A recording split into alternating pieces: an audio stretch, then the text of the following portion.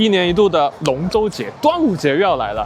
那去年呢，带大家来到这个猎德村吃饭。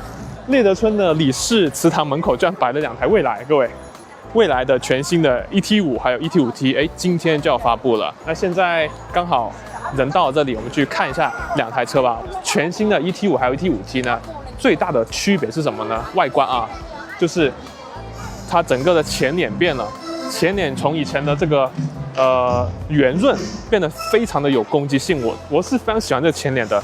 而且这次啊 ，ET5还有 ET5T 呢有全新的配色。那来到这个今天发布会现场呢，有2台啊，一个是紫色，一个是这个月辉银。哇，各位，而且这次的坐姿啊也是做了调整。以前呢，大家会觉得 ET5还有 ET5T 它坐姿太高了嘛，那现在坐上来很明显的，我整个人是更加的往下坐了，所以我的视野不会像以前这样子开卡丁车一样，现在是可以整个沉下来坐的。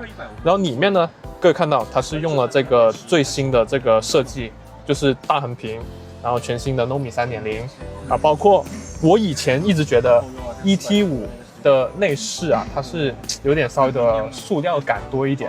那这次呢 ，ET5还有 ET5T 呢，它的中控看新增了2个50瓦的超快充。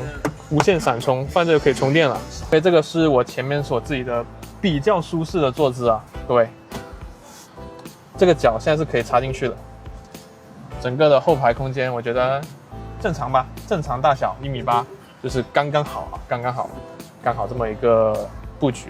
里面这些细节的地方，我觉得这个全新的 ET5还是有改变的。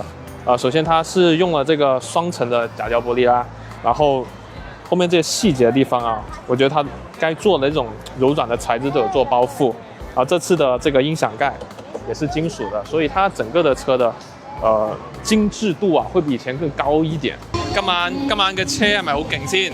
你靠咩可以把蔚來放咗喺李氏你個宗祠前面嘅？我係姓李，但係咧呢個唔係我嘅祠堂，我哋啲都唔知個祠堂去咗邊啊，俾人拆祠堂。都係肯定係獵德呢邊嘅合作伙伴比較俾力啦，就係佢哋撐得起呢個 IP 嘅主理人啦。所以撐得起係獵德大少，係啊！哇塞，犀利喎！獵德大少好勁。ET5、ET5T， 你作為之前嘅前 ET5嘅車主，你覺得呢次嘅升級有咩唔同？或者有咩好勁嘅地方？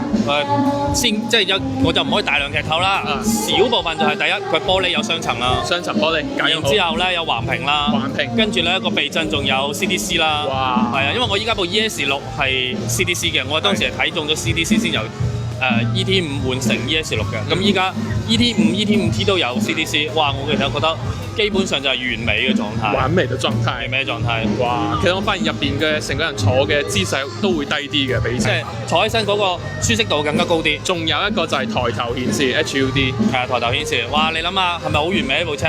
所有嘅槽點基本上係執過晒啦。好，等陣我哋就期待今晚 ET5T 同埋 ET5佢嘅最終嘅發售價係幾多？